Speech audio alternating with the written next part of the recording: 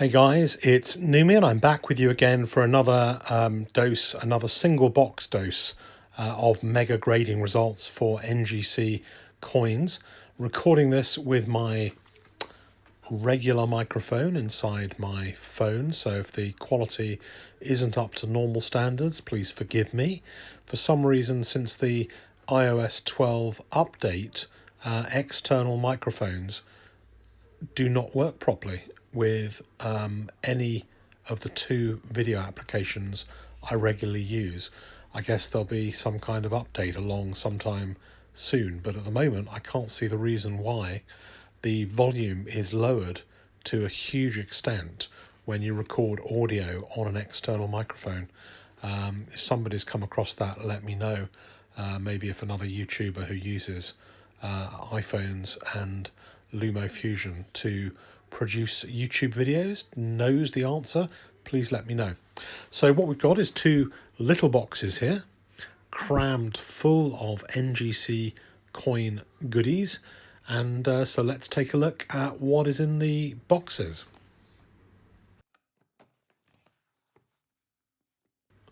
While I'm opening this up, just a word of warning. These will be a bit like London buses. They'll come along in twos or threes just when you've waited a long time. So first one out of the box is a Regal collection coin. This belongs to my good buddy and fellow YouTuber Regal Stacker. And in fact, he bought this coin from me. It was graded PF70 and we had it relabeled to match all the other lovely PF70 and MS70 coins that are in the Regal collection alongside this 2002. So both of these coins were already PF70. They went back to NGC to have the label changed, to have a pedigree attached to them, and their pedigree is now proud members of the Regal collection. Those of you who know a little bit about sovereigns and who watched other previous videos will know just how spectacularly amazing and wonderful this coin is. It's a 1924 South African sovereign. 1924 was the first year that, in fact, the second year that the Pretoria Mint minted sovereigns, but there's only a handful of these in the first year in 1923. In 1923, people who had mined gold took it into the mint and they made their sovereigns up, I think pretty much there and then, or put them on order. 1924, the mint was just about getting going and they made about 2,000 coins that year, and then it didn't go into full-scale production till 1925 and carried on, I think, till 1931. But this is a pretty spectacular coin, and it's been conserved by NCS and then regraded. It went in as an MS61, but it went in as not a particularly good-looking MS61. So we asked NGC to take it out of the holder, preserve the grade, conserve it, and then grade, and then put it back in the holder. Moving on to Mr. 1967, who does also collect the odd gold coin as well as the silver coins that you saw in my last video. So this is one of his previous coins. I think that it was a mechanical because he wanted a GB label. It went into NGC, came out without the right label, back into NGC, this time with a label that was what was ordered. Too many times that is happening, NGC, if you're listening. Another one that went in as a mechanical in 1987, sixpence, Jubilee head, sixpence, very nice coin. And I can't remember exactly why it went in as a mechanical, though. There was something to do with the slabbing that wasn't quite right. Here's another one, a half sovereign, PF69. A lot of people are hunting for these PF69, PF70, mostly they're hunting for PF70s. People say, well, should I pay this much for one of these coins? Why not grade one yourself? It stands a reasonable chance of getting a 70. This one here is a coin that I bought at the Charles Wonder collection at Baldwin's. It was a raw coin, and I sent it. It's sealed up in its lot holder, and I asked for the pedigree of the Charles Wonder collection to be given to this coin. It's a pretty rare coin anyway, because it's a Melbourne Shieldback 1881. Very nice coin. I did have one of these already, actually, which was an AU53. So this one just pips the AU53 by one tiny little bit. This one belongs to a Silver Forum member, 1913, Sovereign, MS63. A lot of these coins will get 63, 64, and even 65 sometimes. Very, very occasionally 66, but not very often. This one, for those of you who don't know, the Chinese produce these unicorn coins in gold and silver. They're pretty rare. They only produced them for a few years. I think they started in 94, and this may be the final year, maybe 97. They were literally four years they were produced, and some of the mintages on these are extraordinarily low. This is one of the rare years, I think, but they're worth looking out for. They are worth a pretty good premium over spot, and even if you want them, they're not that easy to find. There aren't very many of them around that were minted. So this one is a year 2000 Millennium. It's a bullion sovereign, and it got a DPL.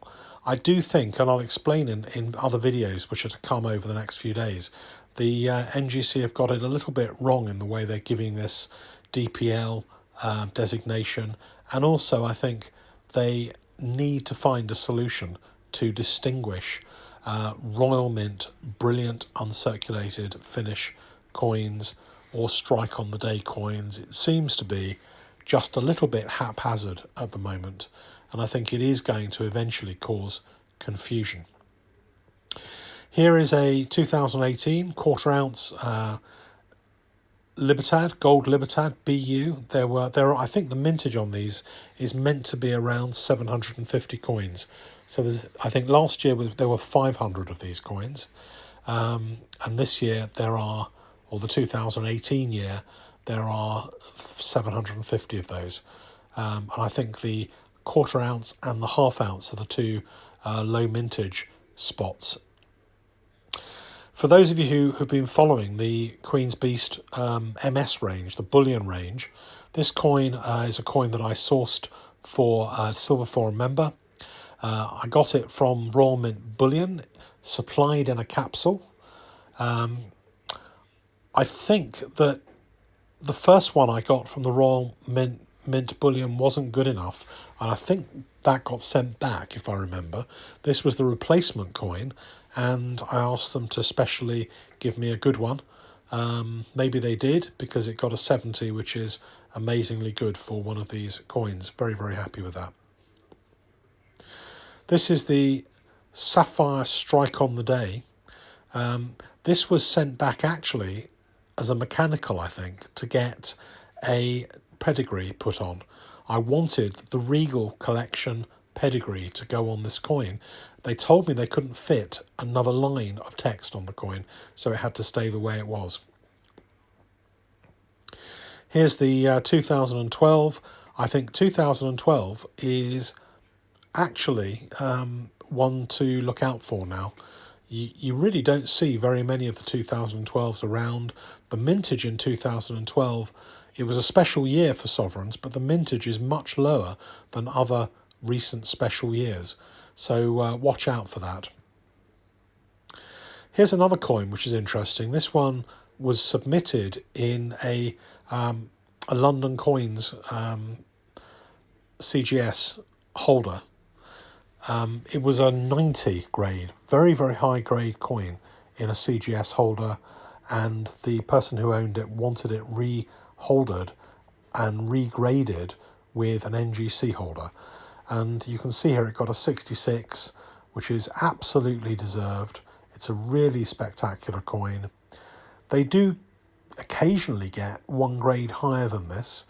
I've even seen these coins, I don't know whether the half crown is, but up to 67 plus, maybe even 68 sometimes, if they're a good one. And you can see here, this is the label that came off it before. So it was a CGS uncirculated 90 coin, and it was taken out of that CGS holder and put into an NGC holder. And I think that's a really A really good result for that. Very happy with the progress of that one.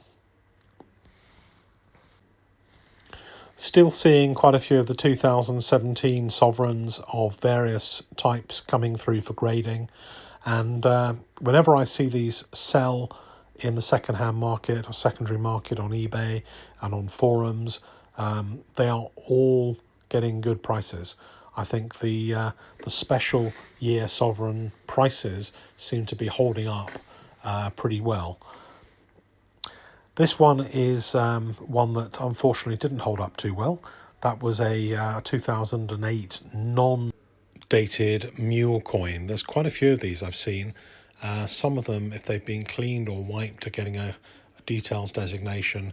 Others are getting through, and you'll see one in the next unboxing, getting through pretty well. This one is a very, very good condition bullion coin, 1908, 20 franc, France. Very pretty coin and very, very good grade. This one is a regular proof, not a special year, but it got a 69, which is pretty good. And then there's 3 coins in this set. This is a 2014 set, very rare set. Anyone who collects Britannias considers this to be the holy grail of Britannias.